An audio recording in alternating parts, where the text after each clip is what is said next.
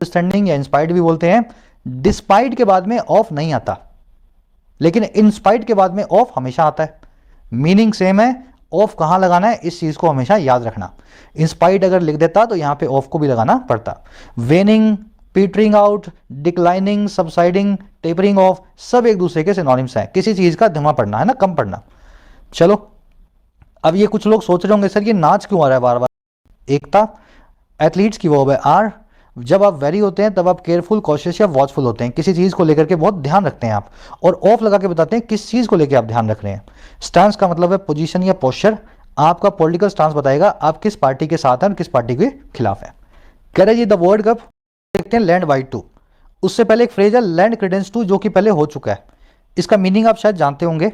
Land का मतलब है देना, क्रेडेंस का मतलब है भरोसेमंदी, टू का मतलब है जिसको दिया गया है। अगर कोई अफवाह है आप उसको कंफर्म कर दें या आप उसको श्योर बना दें, इंश्योर कर दें, तो आप उसको लैंड क्रेडेंस करेंगे। आ रही है बात समझ में? तो किसी चीज में भरोसेमंदी जगाना, किसी चीज को जस्टिफाई या कंफर्म करना ही लैंड क्रेडेंस टू कहलाता है, जिसमें आप लैंड यानी देते हैं, क्रेडेंस यानी भरोसेमंदी को उस चीज को। अब वहीं से आपने लैंड बाइट टू नाम का फ्रेज बनाया है। बाइट का मतलब होता है बाइट फोर्स। जिस जानवर की बाइट फोर्स जितनी ज्यादा है वो जानवर उतना ही खतरनाक है। जैसे जगुआर की बाइट फोर्स होगी 2500 पीएसआई, पोलर बियर होते हैं उनकी बाइट फोर्स होती है 4000 पीएसआई से भी ज्यादा, ह्यूमंस की बाइट फोर्स होती है 200-500 पीएसआई। तो जिस जानवर की बाइट फोर्स ज्यादा है वो जानवर जंगल का राजा बन जाता है ना। तो लैंड बाइट टू का मतलब भी यही है, किसी चीज को बाइट लैंड करना, किसी चीज को और ज्यादा असरदार बनाना, जैसे जानवर अपनी बाइट फोर्स की वजह से ही असरदार होते हैं, है ना। तो इस तरीके से आप इन फ्रेजेस को थोड़ा सा याद रखने का तरीका बता रहा हूं, बने कैसे हैं ये।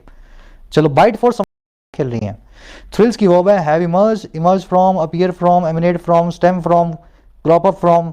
याद है ना, मटेरियलाइज फ्रॉम, किसी चीज का कहीं से निकल करके आना।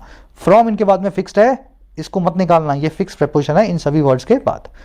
इसका मोस्ट इंपॉर्टेंट पार्ट इंटरलूड का मतलब होता है बीच का, दो इवेंट्स के बीच का फेज। ये इंटर प्लस में लूड से बना है। लूड मतलब प्ले, इंटर मतलब बीच का। तो अगर एक खेल चल रहा है उसके बीच में दो पारियां आई हैं, दो पारियों के बीच में जो 10, 15, 20 मिनट है, that part is called interlude.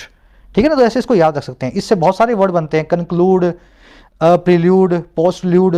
एक अलग से क्लास करूंगा वोकैब की, ये लूड वाले 15 वर्ड एक साथ आपको करवाऊंगा इस रूट के साथ।